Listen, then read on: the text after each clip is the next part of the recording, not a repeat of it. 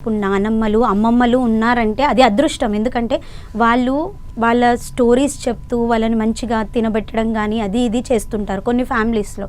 అట్లాంటి ఫ్యామిలీస్లో పిల్లలు చాలా ఎలా అంటే వాళ్ళు స్క్రీన్కి కొంచెం అలవాటు అయి ఉంటారు, బట్ వాళ్ళ స్టోరీస్ వింటుంటారు కాబట్టి వాళ్ళ మెచ్యూరిటీ లెవెల్ కానీ లాంగ్వేజ్ లెవెల్ కానీ స్పీచ్ లెవెల్ కానీ చాలా ఫాస్ట్గా గ్రో అప్ అవుతుంది. అంటే కమ్యూనికేషన్ ఇప్పుడు పిల్లోడు నేర్చుకోవాలి అంటే తల్లి తండ్రి ఇంట్లో పెద్దవాళ్ళ నుంచే నేర్చుకోవాలి. ఇప్పుడు కేర్ టేకర్ని రిస్ట్రిక్ట్ చేయడము అనేది మనం చేసే విధానంలో ఉంటుంది. ఇప్పుడు తల్లి కానీ తండ్రి కానీ బయటికి వెళ్ళేటప్పుడు ఆ కేర్ టేకర్ని ఎలా వాళ్ళ బాబుని చూసుకోవాలి, ఆ బాబు ఏజ్ ఎంత, బాబు ఏ లెవెల్లో ఉన్నాడు, ఏమేమి ఇవ్వాలి బాబుకు, ఫోన్ ఇచ్చి కూర్చోబెట్టడమా, ఫోన్ ఇవ్వడమే మానేసేయండి కేర్ టేకర్కి. ఆ బాబుని ఎలా చూడాలి. ఇప్పుడు ఆట వస్తువులు చాలా వచ్చాయి ఆ కాలంలో. అంటే ఏదో ఒక బొమ్మ ఉండేది, పజిల్స్ ఉంటాయి, అన్ని రకాల ఆట వస్తువులు ఉంటాయి.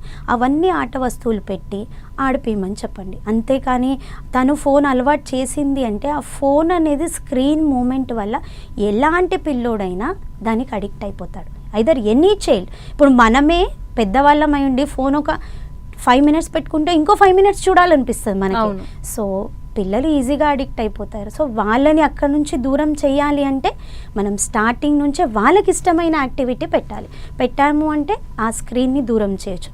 ఇంకోటి తల్లిదండ్రులకి ఏంటి అంటే ఎప్పుడైనా సరే రాత్రి అయితే మీకు టైం దొరుకుతుంది పిల్లలతో. ఎవ్రీ డే నైట్ అట్లీస్ట్ ఒక ఇన్సిడెంట్ కానీ లేదా ఒక స్టోరీ కానీ పిల్లలకి ఏదైనా కథ తెలిసింది చెప్పమని అడగండి. ప్రతి పిల్లోని ఎవరైనా ఏ టైం దొరుకుతా ఆ టైంలో నీకేం తెలుసు, నీకే కథ తెలుసు, ఏదైనా చెప్పు. ఆ పిల్లలు ఏం చేస్తారంటే క్రియేటివిటీతో ఏదైనా కథ స్టోరీ చూసింది కానీ విజువల్గా చూసింది కానీ ఎక్కడైనా చూసింది దాన్ని ఏం చేస్తారు, మోడిఫై చేసి తల్లిదండ్రులకు చెప్తుంటారు. సో అలాంటి క్రియేటివిటీతో మనం అది నేర్పిస్తూ ఉంటే ఎవ్రీడే వాళ్ళకి అలవాటు అయిపోతుంది. అయ్యో నేను ఈ టైంకి అమ్మకి కథ చెప్పాలి, ఈ టైంకి నాన్నకి నేను కథ చెప్పాలి. So that's all. ఎలా అయితే అవన్నీ కొన్ని మనకు స్క్రీన్ నుంచి మూమెంట్స్ని బ్యాక్ చేస్తూ ఉంటాయి. అంటే ఫోన్స్ కానీ డిజిటల్ నుంచి కానీ చేసి అదొక న్యాచురల్ థింగ్ లాగా అయిపోతుంది. అంటే అమ్మకి ఈ స్టోరీ చెప్పాలి, నేను ఆలోచించి పెట్టుకోవాలి అనే ఆ కాన్సెప్ట్, అంటే దాన్ని కాగ్నిషన్ అంటారు. ఆ లెవెల్స్ అనేవి పెరుగుతూ ఉంటాయి పిల్లల లోపల. అలాగే వీణ గారు, మీరు ఇంతకుముందు చెప్పినట్టు ఒకప్పుడు అమ్మమ్మ నానమ్మ వీళ్ళు వాళ్ళ స్టోరీస్ చెప్పేవాళ్ళు, పిల్లలతోటి కమ్యూనికేట్ అవ్వడానికి ట్రై చేసేవాళ్ళు.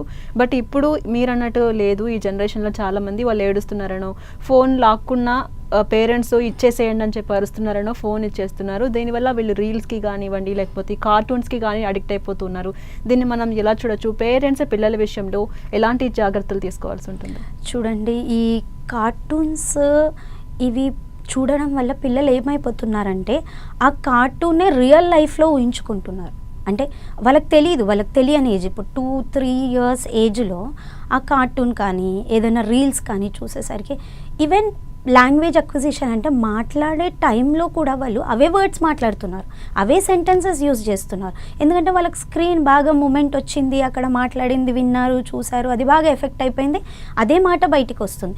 ఇంకోటి ఏంటి అంటే మనకు ఈ ఏమంటారు, ఫోన్లో చూసింది ఏదైతే అది కరెక్ట్గా లాంగ్వేజ్ అక్విజిషన్ బయటికి వచ్చేస్తూ ఉంటుంది. అది కరెక్ట్ లాంగ్వేజ్ అక్విజిషన్ కాదు. ఇంకోటి మనం ఫోన్స్ పిల్లలకి ఇస్తూ ఉంటే తీసుకుంటే ఏడుస్తూ ఉంటారు. దాన్ని గ్రాండ్ పేరెంట్స్ కానీ అమ్మమ్మలు కానీ నానమ్మలు కానీ పోనీలే పాపం ఏడుస్తున్నాడు ఇచ్చేయండి అంట.